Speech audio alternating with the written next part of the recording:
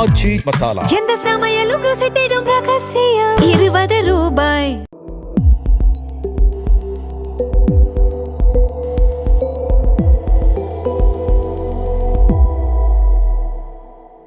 Sir வணக்கம். வணக்கம். நான் இந்த தடவை எலெக்ஷன் கேம்பெயினை பார்க்கும்போது நீங்க சொன்னது போல பெருசா இஷ்யூ பேஸ்டா கட்சிகள் எலெக்ஷன் கேம்பெயின் அணுகுன மாதிரி தெரியல. பிரச்சாரமே அப்படிதான். அதனாலதான் எடப்பாடி இவ்வளவு கீழ்த்தரமான ஒரு தரந்தாழ்ந்த பிரச்சனையை பேசுறாரு. எனக்கே என்னதான் இருந்தாலும் எடப்பாடி மேல 1000 விமர்சனம் இருக்கு. நமக்கு ஒரு 4 வருஷம் முதலமைச்சரா இருந்த ஒருத்தர், இவ்வளவு பெரிய கட்சியுடைய பொதுச் செயலாளர், நல்ல அரசியல் பண்ற நல்ல அரசியல்வாதி, அவர் மேல விமர்சனங்கள் தனி, அதை பேசுற நேரத்துல பேசணும். அப்படிப்பட்ட நபர் இப்படி தரம் தாழ்ந்து ஒரு தனிநபர் விமர்சனம் பண்ணலாம். நான் உழைச்சிக்கிட்டு இருந்தேன், நீ அந்த நேரம் எங்க போனேன்னு ஒரு வாரத்தை கேட்டு கடந்து போறது வேற. இன்னும் பர்சனலா போறதுன்றது எல்லாரும் பேச ஆரம்பிச்சா எப்படி இருக்கும்? ஏற்கனவே அரசியலை பார்த்து இளைஞர்கள், நல்ல இளைஞர்கள், விவரமான இளைஞர்கள் வர தயங்குறான். அவனுங்களை வரலாமா வேணாமான்னு யோசிச்சுட்டு இருக்க நேரத்தில் இப்படியெல்லாம் அரசியல் பண்ணா எப்படி சார்? அது தரம் தாழ்ந்த விமர்சனம் தான், ஏற்றுக்கொள்ள முடியாதது. இவ்வளோ பேசுகிறவர் திமுக பண்ண ஊழல்களை எதிர்த்து என்னென்ன நீங்கள் வழக்கு போட்டீங்க, எதை நிரூபிச்சிங்க, எத்தனை போராட்டம் பண்ணீங்க, அப்போயெல்லாம் மௌனமாக இருந்துட்டு இப்போ வந்து நீங்கள் என்ன பண்ணீங்கன்னா அதுக்கு அந்த ஃபோட்டோ காமிச்சோன்னா டென்ஷன் ஆகிறார். வேறு வழி இல்லாமல் கிட்டத்தட்ட அதில் ஒரு 4 இதில் ஒரு 8-9 வருஷத்துக்கு அப்புறம் ஆமாம் நான் காலில் விழுந்தேங்கிறதுக்கு விளக்கம் சொல்லிட்டு இருக்கிறாரு. அது அவருக்கு கூசலாம், அல்லது கொஞ்சம் சங்கோஜமாக இருக்கலாம், வெக்கமாக இருக்கலாம். அதெல்லாம் முடிஞ்சு ஒரு தைரியம் வந்து அதை பற்றி விளக்கம் சொல்கிறார். சொல்லிட்டு போங்களேன்.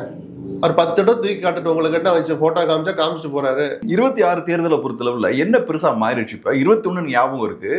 இஷ்யூ பேஸ்டா நிறைய விஷயங்களை திமுக கையில் எடுத்தாங்க. அதிமுகவும் இஷ்யூ பேஸ்டா பதில் சொல்ல வேண்டிய கட்டாயத்துக்கு தள்ளப்பட்டாங்க. ஆனா இந்த தேர்தலை பார்க்கும்போது விஜய் ஒரு சைட்ல அவரோட பர்சனல் ப்ராப்ளம்ஸை பேசிட்டு இருக்காரு, இஷ்யூவை டச் பண்ணவே இல்லை. ஸ்டாலின் சார் காரணம் போறாரு. நான் கொஞ்சம் பிராங்கா பேசணும்னா, நிரூபிக்கப்பட்டு பொதுவெளியில் விவாதிக்கப்பட்டு அப்படின்னு பெரிய முறைகேடு ஊழல் எதுவும் நடந்துடல. லஞ்சம் உச்சத்தில் இருந்துச்சுன்னு சொன்னேன். எடப்பாடி பெரிய ஆளா, திமுக ஆட்சி பெரிய ஆளாங்கிறது லஞ்சத்தை ஒழிக்கவே முடியல. நாளுக்கு நாள் அதிகமாயிட்டு தான் போகுது. நான் சொல்றது ஒரு பெரும் ஊழல் குற்றச்சாட்டு, இந்த அரசியை புரட்டி போடுற மாதிரி அப்படிலாம் லாண்ட் ஆர்டர் ப்ராப்ளம் எல்லா ஆட்சியும் நடக்குது. அதை நீங்க பெருசுப்படுத்தின நேரத்தை சாத்தாங்குளம் தீர்ப்பு வந்துச்சு. அப்ப எடப்பாடி ரொம்ப பேச முடியாது. அதை இந்த சாத்தாங்குளத்தை நியாயப்படுத்தி சட்டமன்றத்தில் படித்தவர், அவர் போலீஸ்காரங்க கொடுத்த அறிக்கையை அப்படியே படித்தார். அவர்களுக்கு ஏற்கனவே சில உடல் உபாதைகள் இருந்தன அப்படின்னு சொன்னார். இன்னைக்கு அந்த ஜட்ஜு சொல்றாரு, ஏன் மரண தண்டனை விதிச்சேன்னா அந்த போஸ்ட்மார்டம் பண்ண வீடியோவை பார்க்குற ஒருவருக்கும் வேற குறைந்தபட்ச தண்டனையே தோணாதுங்கிறாரு. புரியுதுங்களா? அவ்வளவு தூரம் இருக்கிறத பார்த்துட்டு போலீஸ்காரங்க உண்மையை மறைச்சு எழுதி கொடுத்த அறிக்கையை சட்டமன்றத்தில் படிக்கிறாரு. சார் எப்பா நடந்து எது வேணாலும் இருக்கட்டும்ப்பா, எனக்கே பதப்பதைக்குது. இந்த தவறுக்கு நான் தார்மீக பொறுப்பேற்றுக்கிறேன்னு அன்னைக்கு எடப்பாடி சொல்லியிருந்தாருன்னா அவர் எங்கேயோ உயர்ந்திருப்பார் சார். அந்த தலைமை பண்பு அன்னைக்கு அவர்கிட்ட இல்லை. ஆட்சி முடிய போற நேரத்து வரைக்கும் அவர்கிட்ட இல்லை. ஸோ இன்னைக்கு அதை பற்றி இவங்களை பற்றி ஏதாவது சொல்லி காமிச்சாங்கன்னா அவங்க தூத்துக்குடி ஆரம்பிப்பாங்க, சாத்தாங்குளத்தை ஆரம்பிப்பாங்க. இவர் அப்படி பம்புறாரு. விஜய் கிட்ட சொல்றதுக்கு அரசியல் இல்லை, அரசியல் பண்ண தெரியல அவருக்கு. நீதி கேட்டு வர்றீங்க, நீதி கேட்கறதுக்கு 3 மாசம் லேட் ஆச்சு ஜனநாயகனுக்கு. அப்போ உங்களுக்காக தான் நீதிக்கு வருவீங்களா? மக்கள் போராட்டத்தோட நீங்க வீதிக்கு வந்தீங்களா? வீதிக்கு வரலையே. அவர்கிட்டயும் சரக்கு இல்லை. திமுகவும் அவங்களுக்கு யாரு, அதனாலதான் அவங்க இதே நேரேட்டிவ் செட் பண்ணிட்டாங்க. Tamil Nadu versus BJP, Tamil Nadu versus டெல்லின்னு கொண்டு போயிட்டாங்க. இங்க எல்லாம் ஒரு பொருட்டே இல்லைன்னு சொல்ல வர்றதன் மூலமா இவர்களை கொஞ்சம் ஒரு ஸ்டெப் கீழே நாங்களே வச்சுட்டோம் அல்லது ஆல்ரெடி ஆயிட்டாங்கிற மாதிரி ஒரு எஸ்டாப்ளிஷ் பண்றாங்க. அவங்க இந்த நேரேட்டிவ் செட் பண்ணிட்டு போய்கிட்டு இருக்கிறாங்க. ஆனா வாய்ப்புகளை விட்டாங்கன்னு பார்க்கலாம் அதிமுக. குறிப்பா இப்ப ஒரு 6 மாசத்துக்கு முன்னாடி பார்க்கும்போது ஏகப்பட்ட போராட்டங்கள் நடந்தது. நீட் இஷ்யூ எடுக்கலாம், அப்புறம் இவி பில்ல வந்து மாசம் எடுப்பேன்னு ஏகப்பட்ட ப்ராமிஸ் பண்ணல. ஏனோ எஃபெக்ட் பண்ணல. அந்த கேட்டா சட்ட போராட்டம் நடந்துகிட்டு இருந்துச்சு, கட்சி உட்கட்சி பிரச்சனைனாரு. அதெல்லாம் ஒரு 3 வருஷத்துல முடிஞ்ச பிறகு 1 வருஷம் போகும் சார். எல்லாரும் ஜெயலலிதா ஆக முடியாது. ஆனால் ஜெயலலிதா பாணின்னு ஒன்று இருக்குல்ல, அவங்க என்ன பண்ணுவாங்க, 4 வருஷம் கம்முன்னு இருப்பாங்க. அங்கே கொடநாடு போவாங்க, இங்கே போவாங்க, மற்ற வேலையில் பார்ப்பாங்க. 6 மாதம், 1 வருஷம் இல்லை, 4.5 வருஷம் அப்படி இருப்பாங்க. 6 மாதம் 5 மெட்ரோபாலிட்டன் சிட்டியில் 5 பொதுக்கூட்டம் முடிஞ்சு கதை. தன் உடல்நிலையும் பொருட்படுத்தாமல் அப்புறம் ஒரு ரவுண்டு வருவார், தமிழ்நாடு முழுக்க ஆட்சியை பிடிப்பார். அந்த 6 மாத காலம் அந்த போராட்ட குணம் இருக்குல்ல, அந்த அக்ரஸிவ்னஸ் இல்லையே எடப்பாடி கிட்ட. அதிமுக மிஸ் பண்ணிட்டாங்க, அதவே மிஸ் பண்ணிட்டாங்க. இங்கே எதையும் புதுசாலாம் மிஸ் பண்ணலை. அதை பண்ணியிருந்தா அதை பெப்பை அப்படியே கொண்டாந்துருக்கலாம், அதை விட்டுட்டாங்க.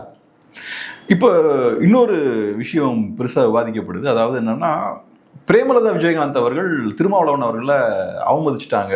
அவர் வேட்பாளர்களை அறிமுகம் பண்றாரு, அப்ப அந்த அம்மா எந்திரிக்கல, ஸோ அதனால இன்சல்ட் பண்ணிட்டாங்கன்ற மாதிரி. தனித்து விஷயங்கள்லாம் நான் பேச மாட்டேன் சார். ஆமாம், நான் அப்படிதான் அவமானப்படுத்துவேன்னு பிரேமலதா ஒரு அறிக்கை வரட்டும், நம்ம அதை விமர்சிக்கலாம், கிளின்னு கிளிக்கலாம். நான் கவனிக்கல அப்படின்னு அந்த அம்மா ஏதோ ஒரு விளக்கம் சொல்ல போய் நான் அந்த காட்சியை நான் பார்க்கல. சின்ன சின்ன சம்பவங்களை நம்ம எடுத்து பேச நம்ம ஒன்றும் அரசியல்வாதி இல்லை. சரி, இன்னொரு விஷயம் என்னன்னா, இப்போ எலெக்ஷன் பிரச்சார காலத்தில் எல்லாருமே இறங்கிட்டாங்க. நெரட்டிவ்ல மாற்றம் தெரியுதா? அதிமுக காரங்களோட கிளைம் என்னவா இருக்குன்னா, இப்போ ஃபர்ஸ்ட் கொஞ்சம் பின்தங்கின மாதிரி தானே இப்போ நாங்கள் முந்தி போய்கிட்டு இருக்கோம், ஸோ இப்போ அந்த நெரட்டிவ்லாம் மாற அவங்கவுங்க பார்க்குற பார்வையை பொறுத்து சார். எதுக்குமே அளவிடுறதுக்கு கருவிகள் கிடையாது. நீங்கள் ஒரு பார்வை பார்ப்பீங்க, நான் ஒரு பார்வை பார்ப்பேன். என்னுடைய அனுபவம் வேற மாதிரி பார்க்க வைக்கும், என்னுடைய ஐடியாலஜி வேற மாதிரி பார்க்க வைக்கும். இதெல்லாம் கொஞ்சம் தள்ளி வச்சுட்டு பத்திரிக்கைக்காரனா கொஞ்சம் பார்த்தா சில நேரம் குழம்பும். என்னடா இவனுக்கு இவ்வளோ கூட்டம் வருது, அவனுக்கு அவ்வளோ வருது அப்படின்னு 4 பேர் நம்மக்கிட்டே வந்து பேசுகிற போது ஆமா இல்லை அப்படின்னு யோசிக்க வைக்கும். சென்னையில் மட்டும்தான் விஜய்க்கு இவ்வளோ கூட்டம் வருதா? திருநெல்வேலி போனாலும் வருது, தூத்துக்குடி போனாலும் வருது, காரைக்குடி போனாலும் வருது. அப்போ இது என்ன, யார் கூட்டம்? அப்போ இன்னொருத்தர் சொல்கிறாங்க தூத்துக்குடியில் ஓரளவு உறுதிப்படுத்திக்கிட்டு அவர் தூத்துக்குடி வர்றபோது, நெல்லை வர்றபோது ஏர்போர்ட்ல இருந்து அருகில் இருக்கிற மாவட்டங்கள்ல இருந்தெல்லாம் விஜய் ரசிகர்கள் இங்கே வந்துடுறான். ஸோ அது ஏதோ அந்த தொகுதிக்கான வாக்காளர்கள் நினைக்காதீங்க, அதில் உண்மையும் இருக்குது. சரிங்களா? ஸோ இதெல்லாம் எப்படி அளவிடுறதுன்னு நமக்கு தெரியல. மற்றபடி களம் மாறிடுச்சு அப்படிங்கிறலாம் இந்த கருத்து கணிப்புகள் வர்றதை வச்சு உடனே அடுத்த நாள் ஃபுல்லாக அப்படியே ஒரு இது செட் பண்ணுவாங்க. கருத்து கணிப்புகள்லாம் தூக்கி கொடுங்கையூர் குப்பை கடங்களை இல்லை, அதில் ஒரு 10 அடி 20 அடிக்கு நல்லா பள்ளம் தோண்டி அதில் போட்டு புதைச்சி மூடிடணும். கருத்து கணிப்புகளுடைய லட்சணம் அவ்வளோதான். ஏன் சார் இவ்வளோ மோசமாக? காரணம் என்னென்ன, யாருக்கிட்டையுமே நேர்மை இல்லை சார், யாரிடமும் நேர்மை இல்லை. ஓட்டர்ஸ் மாதிரி ஒரு நல்ல ஏஜென்சியை கூட அதை வெளியிடுகிற நிறுவனங்கள் தவறாக பயன்படுத்துகிறாங்களோன்னு எனக்கு ஒரு அந்த கோபம் தான், வேற ஒன்றும் இல்லை. ஓட்டர்ஸ்க்கு நல்ல கிரெடிபிலிட்டி இருக்குது, அவங்களுடைய பெர்சன்டேஜ் ஆஃப் இது வந்து ரொம்ப ஹையர். சயின்டிஃபிக்காகவே +or-3ன்னு இருக்கும். கிட்டத்தட்ட அவங்க அதை நோக்கி தான் அவங்க வீட்டில் வெளியிட்ட அத்தனை சர்வேக்களும் வந்தது. அந்த மாதிரி நபர்களையும் கூட சில டைப் பண்ணிக்கிட்டு அவங்க தப்பு செய்கிறாங்க. நிறுவனம் அதுக்குள்ளே நான் வரல, சர்வேல நேர்மை இல்லை சார். அதனால தான் அதை நான் ஒரு பொருட்டாவே மதிக்கிறது இல்லை. காசு கொடுத்தா இப்போ நீங்கள் ஒரு கட்சி ஆரம்பிக்கலாம், கேப்ரியலுடைய கட்சி தான் சார் 147 இடம் ஜெயிக்குதுன்னு சொல்லுவான். சொல்ல வைக்க என்னால் முடியும். ஆனால் அந்த கேவலமான செயலை நான் செய்யணுமா? அதை நினைச்சாது பார்க்கலாமா? நான் இப்படி தான் நடந்துட்டு இருக்கு கருத்து கணிப்பு. நான் யாருக்கு சாதகமாக வந்தாலும் யாருக்கு பாதகமாக வந்தாலும் என் கருத்து இதுதான். நிஜம்னு ஒன்று இருக்குது. திமுக ஆட்சிக்கு வரட்டும், எடப்பாடி ஆட்சிக்கு வரட்டும், நமக்கு என்ன சார் இருக்குது? அது என்ன காசு கொடுத்து எடப்பாடி வருவார்னா வந்துடுவாரா? சொல்லுங்கள் சார். அதனாலலாம் முடியாது சார். மக்கள் ஒரு முடிவு எடுத்துட்டு இருப்பாங்க சார். அதனால தான் மக்கள் அவங்ககிட்ட நேர்மையாக உண்மையை சொல்கிறது இல்லை. இவன் ஏதோ அஜெண்டாவோட வர்றான், இவன்ட்டு எதுக்கு நான் உண்மையை சொல்லணும்? நான் திருப்பி ஒருத்தட்டையும் கேட்பேன், இதை பற்றி பேச்சு வரப்போல யாராவது மனசாட்சி உள்ள ஒருத்தராவது எங்களுடைய கேள்வித்தாள் இதுதான் பொதுவெளியில் போட்டு காமிச்சிருக்காங்களா சார்? சர்வே எடுக்க போன போது நாங்கள் கேட்ட கேள்விகள் அந்த கேள்வித்தாளை வெளியிட சொல்லுங்கள். அதுலேயே பாதி பல்லு இழிச்சிடும். நிறைய பேர் சாம்பிள்ஸ் கூட சொல்ல மாட்டேங்கிறாங்க. ஜஸ்ட் அவங்க பாட்டுக்கு நம்பரை சொல்லுவான். ஏதாவது 1,17,000 பேரிடம் கடந்த 17 நாட்களாக எடுத்தோம்மா. எனக்கு கேட்கும் போதே புல்லரிக்கும்.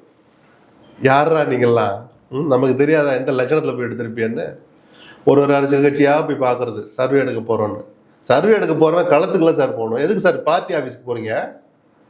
செலவாகும், காசு கொடுங்கன்னு. எவனாவது கொடுத்தா அவனுக்கு சாதகம், கொடுக்கலையே அவனை வீம்புன்னே கொண்டாந்து கீழே 2வது 3வது வச்சு விடுறது. இதெல்லாம் இப்போ புரியுதுங்களா? எதுக்காக கொடுங்கையூர் கொண்டு போகணும்னு அது சொன்னேன்னு இதுதான் காரணம். சரி, இப்போ பிரச்சாரத்தை பார்க்கும்போது 2 வகையான பிரச்சாரம் பார்க்க முடியுது. ஒன்று அரசியல் ரீதியான விமர்சனங்கள் வச்சு பிரச்சாரம் நடக்குது. இன்னொரு சைடில் சீமானோட பிரச்சாரம் பார்த்தோன்னா இலவசங்களுக்கு எதிராக பேசுகிறாரு, டாஸ்மாக்கு எதிராக பேசுகிறாரு, மற்ற கட்சிகள் ஆதரிக்கக்கூடிய எல்லா விஷயத்தையும் இவர் எதிர்க்கிறாரு. இது எடுபடுமா மக்கள் மத்தியில்? அந்த 8.5% எடுபட்டுச்சுல. அவர் அதை தாண்டி போகணும்னு நினைக்கல. அவருக்கு ஆசை இருக்குது, அவருக்கும் ஒரு எதிர்பார்ப்பு இருக்குல்ல, நம்மளும் ஆட்சியை பிடிக்கணும்னு. பட் சில விஷயங்கள் அவர் டிஸ்டர்ப் பண்ண தானே செய்யும். சரி, இப்போ அதிமுகவுக்கு இப்படி ஆட்சியை பிடிக்கணுங்கிற வேட்கை இருக்குது. இதை விட்டாச்சுன்னா அதிமுக இது அவருடைய எடப்பாடியுடைய பதவிக்கே ஆபத்து வந்துடும், பொதுச்செயலாளர் பதவிக்கு. திமுக இருக்கிற ஆட்சி இழந்துடக்கூடாதுன்னு ஒரு பதட்டம் இருக்கும். சீமானவங்கள வந்தால் வரவு இல்லாட்டி போன அந்த விரக்தியும் லேசாக அவருக்கு வர ஆரம்பிக்குது. தொடர் தோல்விகள் அவரும் மனுஷன் தானே, அவர் உழைப்புக்கு ஒரு மரியாதை இருக்கணும்னு எதிர்பார்ப்பார்ல. நான் கரடியாக கத்திட்டேன், உங்களை தட்டி எழுப்புறதுக்குள்ள சுடுகாட்டில் போய் பேசியிருந்தா கூட ஒரு 10 பணம் எந்திரிச்சிருக்குன்னு பேசுகிறாருன்னா அது நகைச்சுவையாக கடந்து போகல. அவர் மனசில் இருக்கிற வலி புரியுதுங்களா? பெயின் புரிஞ்சுக்க முடியுது நம்மளால். அதனால தான் நான் இப்போ சொல்லலை, ஒரு 10 வருஷமாக சொல்கிறேன், ஒரு ஜனரஞ்சக அரசியலுக்கு அவர் வரணும். சித்தாந்தத்தை விட வேண்டாம். எல்லாருக்கும் ஒரு கொள்கைன்னு ஒன்று, சொக்கால்டு கொள்கைன்னு ஒன்று இருக்கு. சீமாட்டம் கொஞ்சம் அதிகமா இருக்கிறதாவே கூட நம்ம சொல்லலாம். உண்மையும் இருக்கு. எவ்வளவு காலத்துக்கு வீதியிலே பேசிட்டு இருப்பீங்க? சுடுகாட்டுல போய் நீங்க ஏன் சார் பேசணும்? வேண்டாமே, மக்கள்கிட்டே வாங்க. கொஞ்சம் கொள்கைகளை விட்டு கொடுக்காம ஜனரஞ்சக அரசியலுக்கு, யதார்த்த அரசியலுக்கு வந்தா உங்க குரல் சட்டமன்றத்திலேயே ஒழிக்க போகுது, நாடாளுமன்றத்திலேயே ஒழிக்க போகுது. அதான் இந்த ஒரு மாசமா நான் ஒரு கருத்தை சொல்லிட்டு இருக்கேன். எனக்கு தெரிஞ்சு இந்த தேர்தலுக்கு பிறகு சீமான் மனசுல ஒரு மாற்றம் வந்துடும். எந்த மாற்றம்னா, அதுக்காக இந்த கொள்கையிலிருந்து நான் மாறுகிறேன் அப்படி அந்த மாற்றம் இல்லை. நம்ம குரல் இனிமேல் அந்த மன்றங்கள்ல ஒழிக்கணும்னு ஒரு முடிவை நோக்கி போவார்னு தோணுது எனக்கு. அவருக்கும் வயசாகுது இல்லை சார். சீமானுக்கு என்ன 40, 30 குறைஞ்சிட்டு வருதா? அவருக்கும் வயசு கூட்டிட்டு தானே சார் போகுது. அவர் உழைப்பு, அவருடைய தம்பிமார்கள் எவ்வளவு காலத்துக்கு தான் இயங்கிக்கிட்டே இருப்பாங்க? அந்த புள்ளியை நோக்கி நகர், அது பலவீனம் அல்ல. அந்த உழைப்புக்கு ஒரு அங்கீகாரம், அடையாளமா கிடைக்கணும்னு தான் நான் ஒரு பத்திரிகையாளராக விரும்பி அவரை பெருசெல்லாம் தெரிஞ்சதுனாலே நான் இந்த கருத்து தான் சொல்லுவேன். அதை நோக்கி போவாருன்னு தான் எனக்கு தோணுது. அந்த விரக்தி தெரியுது. என்னடா நம்ம இவ்வளவு கொள்கை பேசுறோம், கொள்கையை என்னன்னு சொல்ல மாட்டேன், அவன் முன்னாடி 8 லட்சம் பேர் போறீங்கன்னு அந்த வெறுப்பும் இருக்கும். சீமான் ஒத்துக்கிறாரோ இல்லையோ, சீமான் என்கிற தனி மனிதனுக்கு அந்த வெறுப்பு இருந்தால் நான் ஆச்சரியப்பட மாட்டேன், அதை தப்புன்னு சொல்ல மாட்டேன். அவரும் மனுஷன் தானே சார். இவ்வளவு தூரம் கட்சி நடத்திட்டு இருக்கிறோம், வேறு சிந்த வளைச்சு நேராக வர்றான், கேரவன்ல வர்றான், ஏசியில போடுறான், அவங்க முன்னாடி போறானுங்க அப்படின்ற அந்த ரூமுக்குள்ள பேசுற பேச்சு தான் அந்த சுடுகாட்டில் போய் பேசுற அளவுக்கு, அந்த காட்சியை உருவகப்படுத்துற அளவுக்கு அவருக்கு விரக்தி வந்திருக்குன்னு நான் பார்க்குறேன். சரி, இப்போ என்ன பொறுத்தளவுல இலவசங்கள் தப்பு அப்படின்றது என்னோட பார்வை. அது மேபி கரெக்டாக இருக்கலாம், தப்பாகவும் இருக்கலாம். என்ன பொருள்ங்கிறத பொறுத்து இருக்கு சார். இப்ப காலையில உணவு இலவசம், அது இலவசம்னு பார்க்க கூடாது. அது ஒரு சமூகத்தையே மாத்தி போடுறதுக்கான ஒரு நல்ல தொடக்க புள்ளின்னு சொல்லலாம். ஃப்ரிட்ஜ் கொடுக்குறேன், வாஷிங் மிஷின் கொடுக்குறேன், செல்போன் கொடுக்குறேன் அப்படின்னு ஏற்கனவே நம்ம நடுத்தர வர்க்கத்தினர், அதற்கும் கீழே இருக்கிற ஒரு lower middle class, upper middle class இருக்கிறாங்கல்ல. அப்பர் மிடில் கிளாஸ் கூட நீங்க அது ஒரு கணக்கு, லோயர் மிடில் கிளாஸுக்கே அத்தியாவசிய தேவைகள் அத்தனையும் வந்துடுச்சு. ஏழைகளுக்கு வாஷிங் மிஷின் வேண்டாம். அப்போ 2 ஆங்கிள் தேவையில்லாத விஷயத்தை போய் திணிக்கிற போதும் அந்த விஷயங்களை, இலவசங்களை வேணாம்னு நம்ம நினைக்கிறோம். அதான் இப்ப நம்ம கேள்வி என்னன்னா, இப்ப எல்லா கட்சிகளுமே இலவசம் கொடுக்குறேன்னு சொல்றாங்க. இலவசம் கரெக்ட் தப்பு அப்படின்லாம் தாண்டி தேர்தல் வாக்கு அரசியல்ல இலவசங்களுக்கு எதிராக பேசி ஒரு கட்சியால வாக்குகள் வாங்க முடியுமா? அது பதில் ஒரு பக்கம் இருக்கட்டும். இலவசங்களை கொடுக்குறேன்னு சொன்ன கட்சி கூட மக்கள் ஓட்டு போட்டது இல்லையே. போரிடம் எனக்கு தெரிஞ்ச எடப்பாடி வாஷிங் மிஷின் கொடுக்குறேன்னு சொன்னாருன்னு பார்த்தேன். ஆட்சியில் இருக்கிற எடப்பாடி சொன்னார். மக்கள் அதை பெருசா எடுத்துக்கலையே. 2 கட்சியுமே சொல்றாங்க. சொல்ல வந்தேன். அப்போ நம்ம எதை நான் ரெஃபரன்ஸ் எடுத்துக்கிறேன்? அப்போ வாஷிங் மிஷினோட பெருசா திமுக கொடுக்குறதா எனக்கு தெரியல. 1000 ரூபா கொடுக்குறேன்னு சொன்னாங்க. வாஷிங் மிஷின் பெருசா 1000 கொடுப்பாங்களா கொடுக்க மாட்டாங்களான்றது பெருசானா ஓரளவு யோசிக்கிறேன். வாஷிங் மிஷின் டக்குன்னு கண் முன்னாடி தெரியுது இல்லை, கொஞ்சம் அதை நோக்கி போயிருக்கணுமே, போகலையே. இலவசங்கள் அதுக்கு இருந்த அந்த கவர்ச்சி முடிஞ்சு போச்சுன்னு நினைக்கிறேன். அடிப்படை தேவைகள் எல்லாமே எல்லார் வீட்லையும் ஆல்மோஸ்ட் வந்துருச்சுல்ல. அதனால நீங்க அந்த பொருட்களுக்கெல்லாம் மரியாதை எல்லாம் போயிடுது. சொல்றது யாருன்னு கொஞ்சம் யோசிக்கிற அளவுக்கு வந்துட்டாங்க. மகாராஷ்டிரால பாத்தீங்கன்னா மாறி மாறி மாறி சொன்னாங்க. கடைசியில் ஆட்சியில் இருக்கிறவங்க சொன்னபோது கொஞ்சம் எடுபட்டுச்சது. காங்கிரஸ், தேசியவாத காங்கிரஸ் கூட்டணி கூட அறிவிச்சாங்க, நாங்களும் இவ்வளோ தருவோம் மாசம் மாசம்னு. அது சரியா எடுபடலை. ஸோ அந்த கிரெடிபிலிட்டியை கொஞ்சம் விவரம் தெரிஞ்ச வாக்காளர்கள் அதை பார்க்குறாங்க. அதுவும் ஒரு ஃபேக்டர் தான் நான் நினைக்கிறேன். இலவசங்களுக்கு மரியாதை இல்லைன்னு நான் சொல்ல மாட்டேன். அந்த கவர்ச்சி குறைஞ்சிக்கிட்டு வருதுன்ற முடிவுக்கு நீங்கள் தாராளமாக வரலாம். அது ஒரு பொருட்டாக கூட மக்கள் பார்க்கறது இல்லை. அதனால தான் வேற மாதிரி கொண்டு போயிட்டாங்க. இந்த மாசம் பணம் தர்றது, 10,000 தர்றேன் வந்தோடனே ஒரு தொகுப்பு, அது ஒரு வார்த்தையை கண்டுபிடிச்சிட்டாங்க, தொகுப்பு அப்படின்னு. கோடைகால சிறப்பு தொகுப்பு. ஆனால் குடும்பத்துக்கு ஏதோ இல்லத்தரசிகளை ஏதோ ஒரு பேர் சொல்லிக்கிறாரு அவர் எடப்பாடி. அது ஒரு 10,000. எங்க சார் 10,000? எப்படி சார் நீங்க கொடுத்துட்டு திருப்பி நம்ம தலையில தான் சார் வந்து விடியும். நீங்க எழுதி வச்சுங்க, சொத்து வரியை உயர்த்துவாங்க. ஒன்னே கண்ணே கண்ணு லோனை போட்டு இஎம்ஐ கட்ட முடியாம அவன் பேங்க்காரன் வந்து 4 தடவை சத்தம் போட்டுக்கிட்டு இருப்பான். அந்த சொத்துக்கு வரி கட்ட சொல்லி கூட்டுவாங்க. பாருங்க எவ்வளவு வலிக்கும். நீங்க வாங்குற அந்த 10,000 ஓவா தான், நீங்க வாங்குற அந்த 8,000 கூப்பன் தான். மறைமுகமா நம்ம தலையில தான் சார் வந்து விடியும். வேற எங்க இருந்து கொடுக்க போறாங்க? எடப்பாடி தன் சொத்தை வித்து அந்த கடன் அடைக்க போறாரு. ஸ்டாலின் சொத்தை வித்து அடைப்பாரா? கவர்மெண்ட் காசு எடுத்தா வட்டி கட்ட போறாங்க. கவர்மெண்ட் காசு எடுத்து தான் இதை இலவசம் கொடுப்பாங்க, திருப்பி கடனை வாங்குவாங்க. அந்த கடனுக்கான வட்டி நம்ம தலையில மறைமுகமா வந்து விடியும். அது எடப்பாடி அவர் கொஞ்சம் என்ன சொல்றது, பச்சை பிள்ளை கிராமங்கள்ல சொல்ற மாதிரி வெள்ளந்தியா சொல்லிவிட்டாரு. எப்படி சார் இதெல்லாம் சொன்னா, வரியை கூட்டுவோம், நிபுணர்களை வச்சு வரியை கூட்டுவோம், வேற வழி இல்லை சார். இப்ப 10,000 ரூபாய் நீங்க வாங்கிவிட்டு அவங்க ஏத்த போற வரி நமக்கு எவ்வளவு வழிகளை கொடுக்கும்னு புரியல ஜனங்களுக்கு. புரியக்கூடாதுன்னு நான் எதிர்பார்க்கிறேன். கடைசியா ஒரே ஒரு கேள்வி சார். இப்ப நீங்க சொன்னீங்க இல்லையா, நிறைய இஷ்யூஸ் பேசியிருக்க வேண்டியது பேசப்படலைன்னு சொன்னீங்க இல்லையா? ஸோ இப்போ திமுகவும் சரி அதிமுகவும் சரி முக்கியமா பேசியிருக்க வேண்டிய இஷ்யூஸ் என்ன? ஆளுங்கட்சி பேசுறதுக்கு பெருசா இல்லை, தங்களுடைய சாதனைகள் தான் அவங்களுக்கு ஒரு பெரிய ஆயுதமா இருக்கும். நாங்க இதெல்லாம் பண்ணோம், இதோட எக்ஸ்டெண்டட் வெர்ஷனை நாங்க பண்ண போறோம்னு அவங்க கிட்ட கொஞ்சம் சேஃப் சைடு கோல் போட்டுப்பாங்க, சேஃபர் சைட்ல இருப்பாங்க, கம்ஃபர்ட் ஜோன்ல இருப்பாங்க. எந்த ஆளுகிற கட்சிக்கு அது ஒரு ஆட்சியை பிடிக்க நினைக்கிறவங்க தான் பிரயத்தனப்படணும். நான் இதை செய்வேன், அவன் இருந்தால் அதை செய்யலை அப்படின்னு சொல்லி காட்டி பாயிண்ட்டுகளை தோண்டி எடுத்து மெனக்கட வேண்டிய கட்டாயம் எதிர்கட்சிகளுக்கு தான் இருக்கு.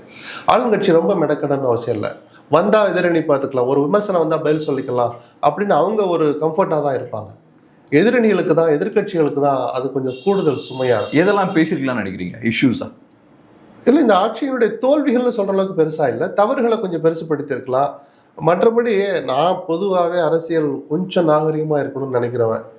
பொய்யை சொல்லி பண்ணணும்னா நீங்க என்ன வேணாலும் பிரச்சாரம் பண்ணிக்கலாம். பொய், அந்த ஒரு பொய் வந்தாலே நம்மளால ஒரு மாதிரி இருக்கு சார். அது மக்களை திசை திருப்பக்கூடாதுன்னு நினைக்கிறேன் சார். நல்ல ஜென்டில்மேனா ஒரு என்னதான் அது சாக்கடைன்னு சொன்னா கூட அதுல கொஞ்சம் நல்ல விதமா ஆடுங்கப்பா அப்படின்னு தான் எனக்கு சொல்ல தோணுது. எனக்கு இதுன்னு சொல்லி தூண்டி விடணும் அப்படின்லாம் எனக்கு தெரியும். பாருங்க, ஜனநாயகம்ல ஒரு செகண்ட் எனக்கு பதபதப்பாயிடுச்சு. லீக் பண்ணிட்டாங்கன்னு ஒருத்த கூச்சமே எல்லாம் வந்து பேட்டி கொடுக்குறாங்க சார். என்ன சார் அக்கிரமமா இருக்கு? லீக் பண்ணி என்ன சார் சாதிக்க போறாங்க? அப்படி என்ன சார் வரக்கூடாது, எக்ஸ் ஃபைல் லீக் ஆயிடுச்சு அப்படின்னு அவ்வளவுதான், அந்த கவர்மெண்ட் புரள போகுது, அவ்வளவுதான், மக்களுக்கு என்னமோ நடக்க போகுது, வரக்கூடாத ரகசியம் வந்துருச்சுங்கிற மாதிரி. இவர் தான் ஆதவர்ஜனா தான் சொல்லிக்கிறாரு ஒரு 2 மாசம் முன்னாடி, 1 மாசம் முன்னாடி, 2 வாரம் முன்னாடி நாங்க ஒரு ஆயுதத்தை விடுவோம் பாருங்க. அது இந்த ஆயுதம் தானான்னு சந்தேகம் வருமா வராது சார்? அதுக்கெல்லாம் வீடியோ வந்துகிட்டு இருக்கு. ஓ, நீங்க சொன்னது இதைத்தானான்னு. முழுக்க முழுக்க ஜனநாயகன் படக்குழுவினர் வெளியிட்டதை தவிர வேற யாரும் இதை லீக் பண்ணணும் அவசியமும் இல்லை, வாய்ப்பும் இல்லை. இந்த மாதிரி வேலைகள் பண்ணிட்டு ஏதோ காரணத்தினால நான் சொல்லட்டுமா, நல்ல பொலிட்டிக்கல் கேம்னு நான் பாராட்டுவேன் ஒரு பக்கம். ஆனா மௌனமா கடந்து போயிடணும். இதை திமுக லீக் பண்ணிச்சு சொல்லும் போதுதான் நமக்கு கோவம் வருது. பிஜேபி யாரை சொன்னாலும் எனக்கு கோவம் வரும் சார்.